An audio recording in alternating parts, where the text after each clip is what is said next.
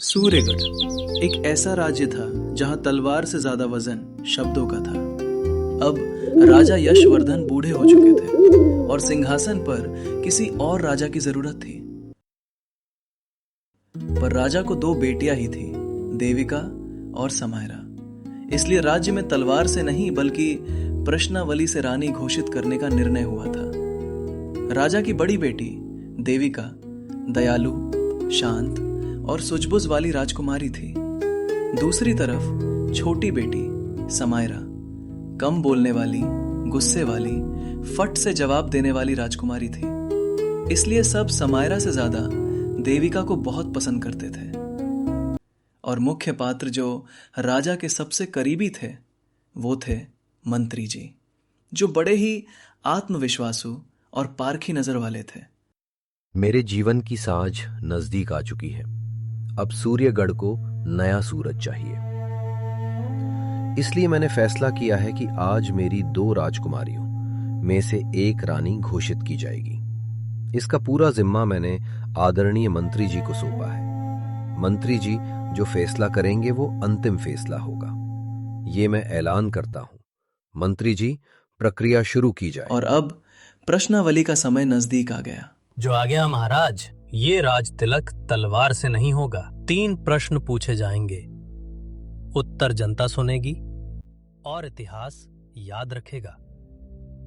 तो मैं आज की प्रश्नावली शुरू करता हूं। तो मेरा पहला सवाल राजकुमारी देविका के लिए है। अगर राज्य में भयानक अकाल पड़ जाए और अनाज सीमित हो तो आप एक रानी होने के नाते क्या करेंगी? सबसे पहले मैं राज्य का खजाना खोलूंगी, बाहर से अनाज मंगवाऊंगी और किसी को भूखा नहीं रहने दूंगी। दरबार में तालियां गूंज उठी। ये उत्तर राजा जैसा था। और अब मैं राजकुमारी समायरा को पूछता हूं। अगर राज्य में भयानक अकाल पड़ जाए और अनाज सीमित हो तो आप क्या करोगी? मैं भी अनाज मंगवाऊंगी, लेकिन उससे पहले ये जानना चाहूंगी कि अनाज सच में कम है या डर के कारण छुपाया जा रहा है। कई बार अकाल भूख से नहीं, लालच से पैदा होता है। समायरा के जवाब पे भीड़ बिल्कुल ही चुप हो गई। मेरा प्रश्नावली से दूसरा सवाल देविका जी को जाता है। अगर जनता तुम्हारे अपने फैसलों के खिलाफ खड़ी हो जाए तो? राजा का हर फैसला सबको अच्छा नहीं लगता, लेकिन कभी-कभी राज्य को बचाने के लिए कड़े फैसले लेने पड़ते हैं, चाहे कुछ लोग नाराज ही क्यों ना हो जाए। देविका ये उत्तर सत्ता की भाषा से संलग्न था। और अब वही सवाल समायरा को जाता है। ऐसी हालात में आप क्या करोगी? अगर लोग नाराज हों तो मैं उनसे बात करूंगी। शायद मेरा फैसला सही हो, लेकिन ये भी हो सकता है कि मैं कुछ समझ नहीं पाई हूँ। राजा का काम सिर्फ हुक्म देना नहीं, सुनना भी होता है। राजा कभी गलत नहीं होता और हर बार राजा सही भी तो नहीं होता। राजा यशवर्धन बेटी को सिर्फ देख रहे थे, उसे समझ नहीं पा रहे थे। मेरा आखिरी सवाल, अगर ये सिद्ध हो जाए कि आपका राज करना राज्य के लिए हानिकारक है तो आप क्या कहूंगी? राजा का काम राज करना है। इतिहास तय करेगा कि वो सही है या नहीं। राजा को अपने फैसलों से पीछे नहीं हटना चाहिए। देविका का ये उत्तर आत्मविश्वास से भरा था। और समायरा, कि आपका राज करना राज्य के लिए हानिकारक है तो आप क्या कहूंगी?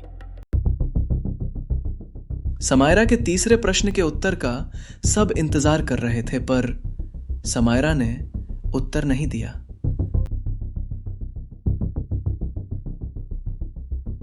समायरा कृति करके पीछे हट गई। सब लोग कुछ समझ नहीं पा रहे थे, पर मंत्री जी को समायरा के तीसरे प्रश्न का तीसरा उत्तर समझ आ गया। और इस तरह मैंने यहाँ पे आज का चुनाव की प्रश्नावली समाप्त घोषित करता हूं। तो 3 उत्तर सुनने के बाद और दोनों राजकुमारी के दृष्टिकोण को मद्देनजर रखते हुए मुझे ऐसा लगता है कि दोनों राजकुमारियों ने अपने अपने दृष्टिकोण से सही जवाब दिया है।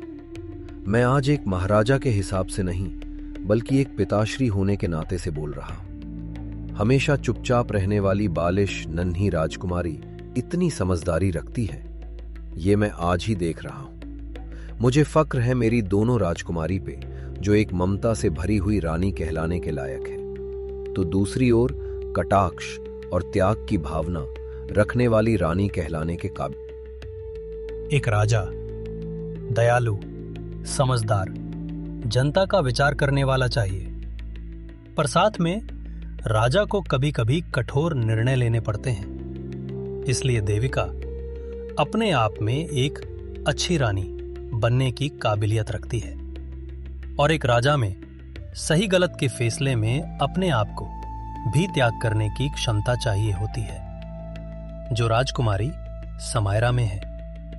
समायरा ने अपना ताज नीचे रखने का मतलब था वो ऐसे परिस्थिति में खुद को रानी के पद से त्याग देंगी जो राजा या रानी खुद को त्याग सकती है। जिसे गद्दी का कोई मोह नहीं है वो ही सही रानी कहलाती है। लेकिन मुझे एक ही उत्तरदायित्व करने वाली रानी को चुनना है।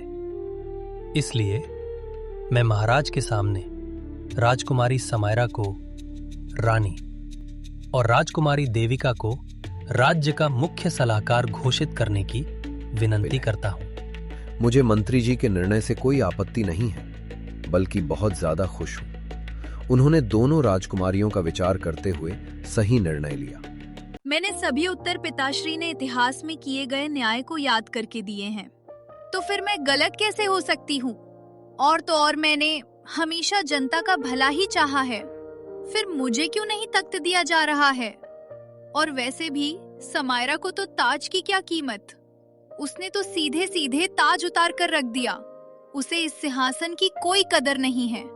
ऐसी बेजिम्मेदार रानी कैसे हो सकती है? और जनता भी तो मेरे हर प्रश्न के उत्तर से सहमत है। अगर मेरा राज करना राज्य को नुकसान पहुंचाए तो गद्दी पर बने रहना मेरा हक नहीं रहेगा। राज्य किसी एक इंसान से नहीं होता है और किसी इंसान की भलाई मेरी कुर्सी से ज्यादा जरूरी है। अब आप क्या कहोगे पिताश्री? किसी ने सच कहा है, बेटा तख्त देख के अच्छे अच्छे बदल जाते हैं। ये बात गलत नहीं है, जैसे आज आप बर्ताव कर रहे हो। हाँ, मैंने बहुत बार सख्त फैसले किए हैं, पर वो सभी फैसले मैंने पहले सूझबूझी से निपटाने का प्रयास किया है, और अगर वो कामयाब ना हो सके तो ही मैं सख्ती से पेश आया हूं। सिर्फ इतर राजा की कृति कर आप एक अच्छा राजा या रानी नहीं बन सकते हो। एक सही रानी जब समय आने पर सही निर्णय और खुद का न्यायिक निर्णय देती है तो वो हमेशा मौल्यवान निर्णय साबित होता है।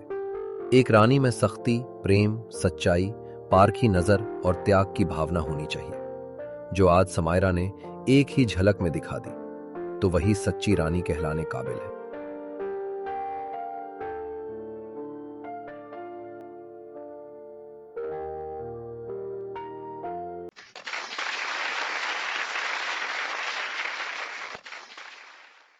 राजा वो नहीं होता जो गद्दी पर बैठे।